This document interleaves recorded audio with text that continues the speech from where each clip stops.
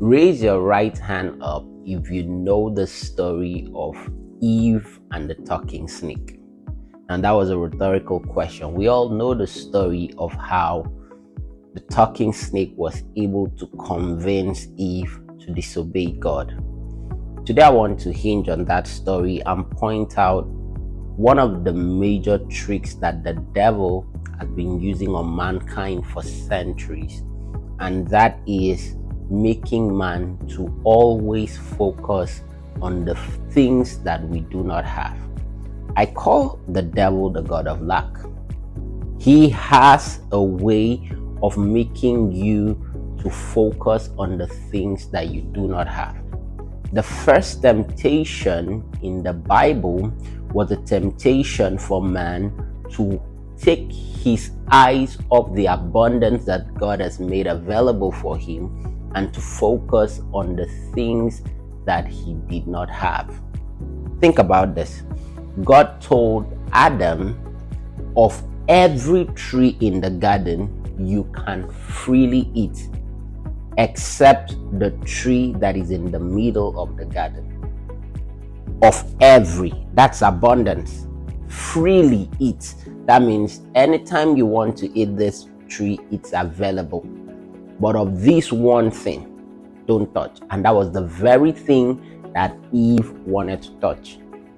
The tree of the knowledge of good and evil was in the middle of the garden.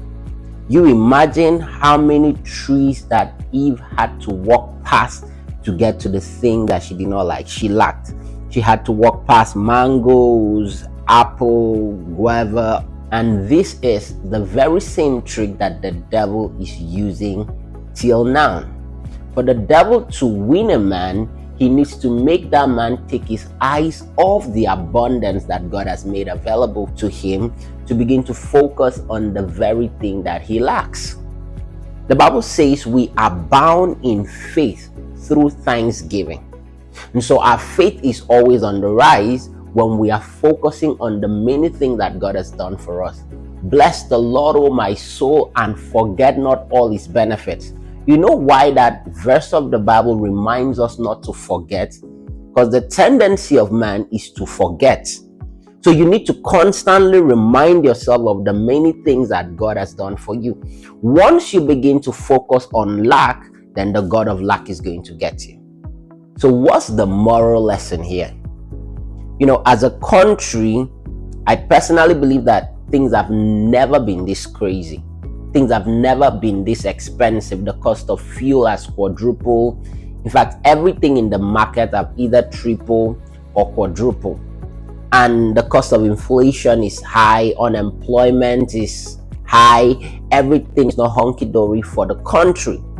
But that does not mean that things are not going well for individuals in this country. Because the government, in a large extent, do not determine what is happening to the individual's finance. I tell you, there are people that despite things being this crazy, this is the best year of their life. They've never made as much money prior to now as they have made this year. I tell you this quick story.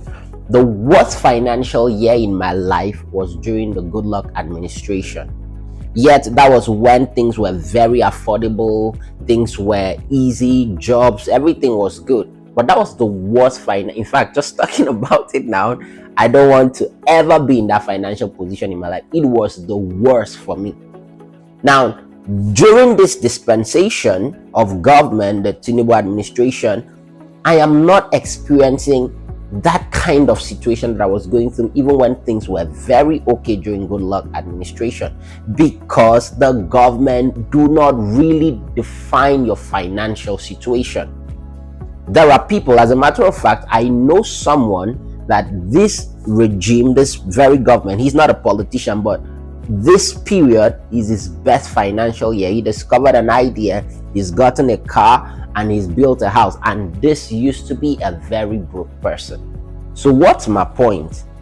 Am I denying the fact that things are not okay for Nigeria as a nation? Am I denying the fact that the economy is not going well? No, I'm denying the fact that because the cost of inflation has gone up, that means that things will be difficult for every Nigerian. Do you know that between 2022 to 2024, we have more young people that have become rich than it has ever been in this nation? Social media has made things so easy. We have a lot of people that if it wasn't for content creation, they would never have thought of being this wealthy. So these people that are now earning in dollars, in fact, it literally looks like it's better now because they are praying that the dollar should keep rising, etc. So that's my point. Why is it looking like everybody, even people that are earning more than they've ever earned before, are still complaining? Why is it so?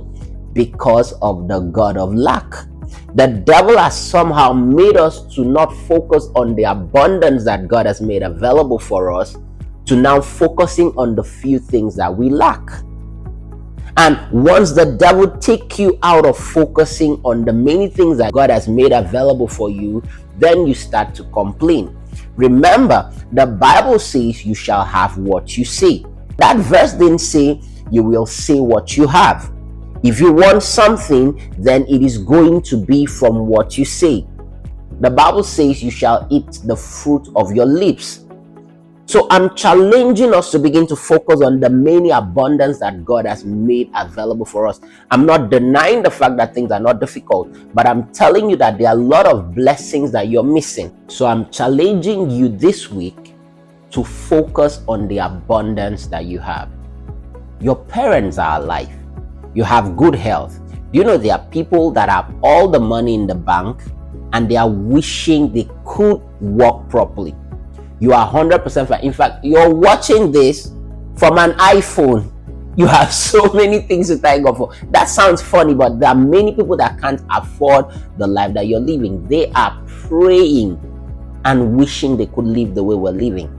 Am I saying things are not difficult? No, but I'm saying take your eyes off the few things that you're lacking and focus on the abundance that you have. You have a family. You have a dream. There are so many blessings. Count your blessings this week. Count your blessings and name them one by one. And the Bible says it will surprise you what the Lord has done. So this is my challenge for you this week. Make this week a week where you will not complain about anything. Make this week a week where you are going to focus on the abundance of every tree in the garden you can freely eat. Don't look at the few issues that you're going through. Don't look at the few things that are not going right. Focus on the good health you have. Focus on the family you have. Focus on your relationship with God that has gone up astronomically. Focus on the relationship. So many things to focus on. Don't let the God of lack get you this week. Stay lifted. God bless you.